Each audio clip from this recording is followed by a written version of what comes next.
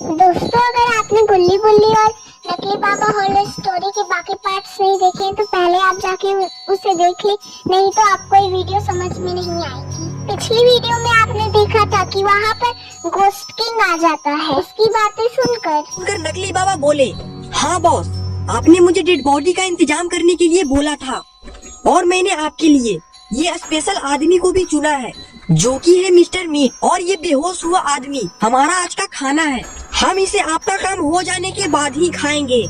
और फिर ghost king mister meet से पूछता है, बताओ मिस्टर मीट, कहाँ है मरे हुए डेड बॉडी? मिस्टर मीट बोला, हाँ मैं बताता हूँ, ज्यादातर डेड बॉडी कब्रिस्तान में ही दफन किए जाते हैं, इसलिए यहाँ पास में ही एक कब्रिस्तान है जो कि आपके पीछे ही है। वहाँ पर आपको ढेरों डेड बॉडी मिल जाएंगे। और फिर इसके बाद और ये बात सभी को ठीक लगती है और इसके बाद वो सब के सब कब्रिस्तान की तरफ जाने लगते हैं। रैनी एकदम पागलों की तरह चल रही होती है, शायद इसके दिमाग का स्क्रू ढीला हो गया है। ये लोग बहुत ही तेजी से कब्रिस्तान की तरफ जा रहे होते हैं और थोड़ी ही देर में ये लोग कब्रिस्तान के पास आ जाते हैं। कब्रिस्तान के पास आते ही ये लोग अंदर चले जाते हैं और अंदर आकर खड़े हो जाते हैं। अंदर आते ही गोश्त किंग अपने शरीर को बड़ा कर लेता है, अपनी शक्तियों को आजमाने लगता है। शायद ये यहाँ पर कुछ बहुत ही बुरा करने वाला है। और तभी गोश्त किंग के हाथों में बिजलियाँ कड़कने लगती हैं। शायद अब यहाँ भी कुछ होने वाला है और तभी देखते ही देखते वहाँ पर बवंडर भी आने लग जाता है। आखिर गोश्त किंग क्या करने वाला है? ये बवंडर तो काफी ज्यादा खतरनाक लग रहा है और इसमें से बिजलियाँ भी निकल रही है।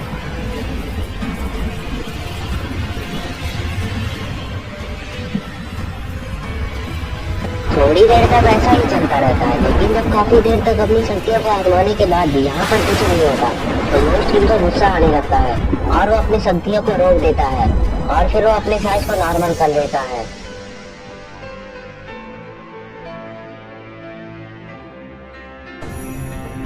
इसके बाद गोश्त किंग पीछे मुड़ता है और नकली बाबा से बोलता है, नकली बाबा, मेरी शक्तियाँ यहाँ पर काम क्यों नहीं कर रही? ऐसा हो ही नहीं सकता कि मेरी शक्तियाँ कहीं पर काम न करे। सच बताओ, तुम मुझे सही जगह पर लाए हो या फिर ये कोई नकली जगह है? जल्दी से बताओ, वरना मैं तुम्हें दोबारा से भस्म कर दूंगा।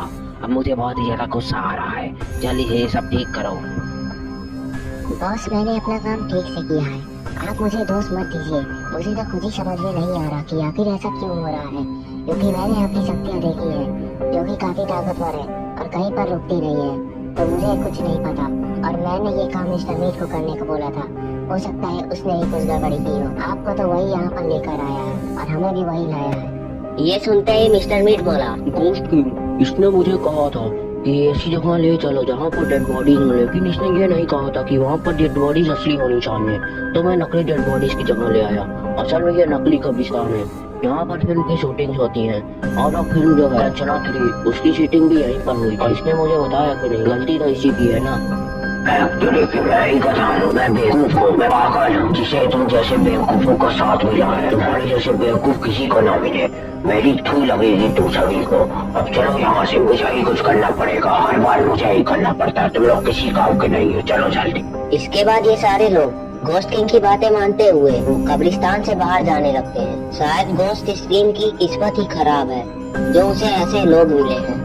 खैर छोड़ो, अब ये लोग थोड़ी ही देर में वहाँ पर आ जाते हैं जहाँ पर शॉन बेहोश पड़ा हुआ था और इसके बाद ये सारे लोग शॉन को ढूंढने लगते हैं। सारे लोग शॉन को देख ही रहे होते हैं कि तभी गोश्त किंग बोलता है कि अब हमारे पास कोई भी चारा नहीं है और मुझे ये भी नहीं पता अब कहाँ पर डेड बॉडीज मिलेंगे, तो इसलिए अब मैं पहले अपनी शक्तियों को इस पर ही आजमाऊंगा और इस आदमी को मैं अपना गुलाम बना लूंगा। लेकिन अब तुम लोग इसको खाकर पार्टी नहीं कर पाओगे क्योंकि ये मेरा गुलाम बन जाएगा और गुलाम बनने के बाद ये काफी ज्यादा ताकतवर भी हो जाएगा। और मैं अब मंत्र पढ़ने जा रहा हूँ, कोई भी बीच में मत बोलना वरना मैं उसे भी यहीं पर सुला दूंगा और उसकी कब्र खोल दूंगा यहीं पर। इसके बाद गोश्त किंग मंत्र पढ़ने लगता है, ओम प्रेम क्रेम श्रीम चामुंडा है थू, ये मेरी गुलामी करे, मेरे पैर साटे थू, जल्दी से ये जिंदा हो जाए, ताकतवर बने थू, जिंदा होके मेरी गुलामी करना करे शुरू, जल्दी से जिंदा हो जा रे तू। ओम प्रेम क्रेम मुस्लिम चामुंडा है तू, ये मेरी गुलामी करे, मेरे पैर चाटे तू, जल्दी से ये जिंदा हो जा, ताकतवर बने तू, जिंदा होके मेरी गुलामी घोस्ट सिस्टम के मंत्रों से सोन का शरीर हिलने लगता है। तभी अचानक से सोन का शरीर हिलना बंद कर देता है। तो दोस्तों क्या होगा अब सोन का? क्या सोन मर चुका है और अब ये उसकी गुलामी करेगा या फिर यहाँ पे कुछ और होगा? ये सब हम जानेंगे नेक्स्ट पार्ट में।